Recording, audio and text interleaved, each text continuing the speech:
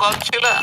Ito yung kalagayan namin. Hindi lang si Jinggoy, hindi lang ako, Villanueva, Chis Cordero. Yan, Pipilitin po nilang kunin yung mayorya dahil sa takot nila sa Blue Ribbon. Ito po ang kinatatakutan nila, yung Blue Ribbon Committee. Ito rin po yung another ICC warrant. Pati daw yata si Senador Bongo. Gagawin nila lahat Diba? yan. Masiguro lang nila. Masiguro lang nila na makuha nila uli. Bakit napaka-importante po, mga kababayan? Bakit Opo. napaka-importante po na kaagad nilang makuha ang mayorya? Takot na takot sila sa flood control. Nako. Sinasabi ko po ito lang ang kasiguruhan para sa kanila, para tuluyan na pong maibaon sa limot ng flood control investigation. So, Ano sinabi ni Ombudsman Boying Remulla? Narinig ko eh. Opo. Ombudsman, bakit po pati si Senator Dante po ay kinasuhan nyo ng plunder?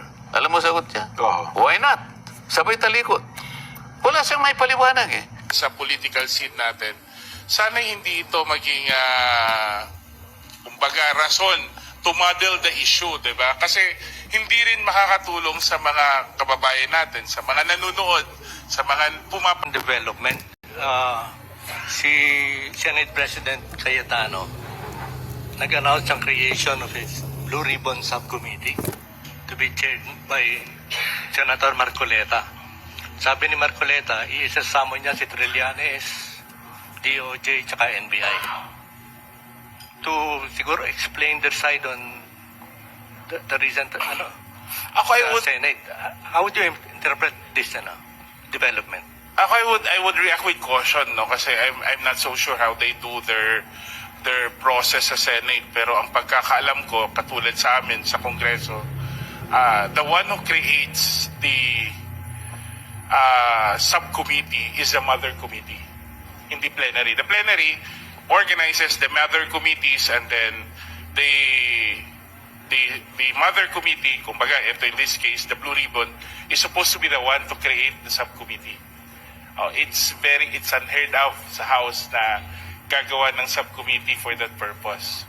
And in any case, all of these actions have to be approved on the floor sa plenary, which I'd like to presume hindi naman sila nag-session mula ng Webes, di ba?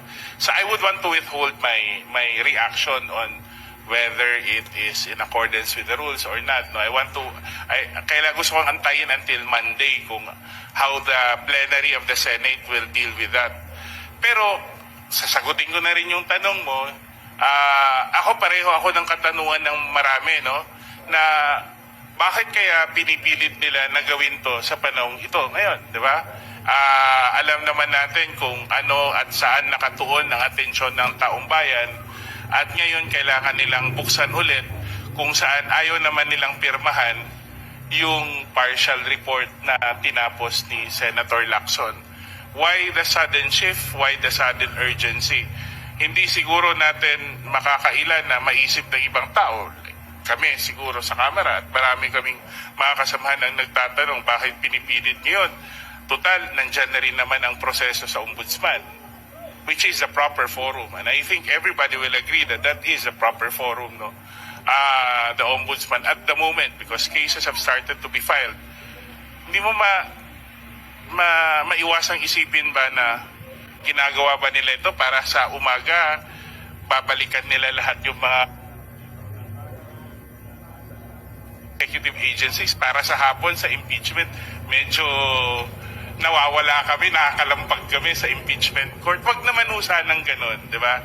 Ginagawa ba to para to undermine the impeachment process? Kung hindi mo naman mapipigilan yung impeachment trial from proceeding, baka ang iniisip nila, pwedeng, sige, guluhin na lang natin, di ba? So, I think that is those are valid questions that needs to be answered. I'm not saying that we should escape accountability, but we allow the proper forum to take over the process of exacting accountability. Kasi kung sa Senado rin lang naman, may senador din kasi na kasama sa mga inaakusahan. Kaparehong kung kami hindi rin naman siguro matutuwa ang taong bayan na kami rin ang mag-iimbestiga sa mga kasamahan namin sa House. And precisely the reason bakit the House decided to defer the role of the investigation sa Ombudsman. I think the process of searching for accountability, of exacting accountability should proceed, should continue. Pero ang tanong ko dapat it should be on the basis of evidence, it should be on the basis of the rule of law, and it should not be used as a mechanism to deflect attention from the ongoing impeachment trial. Because in the end, accountability din yun eh.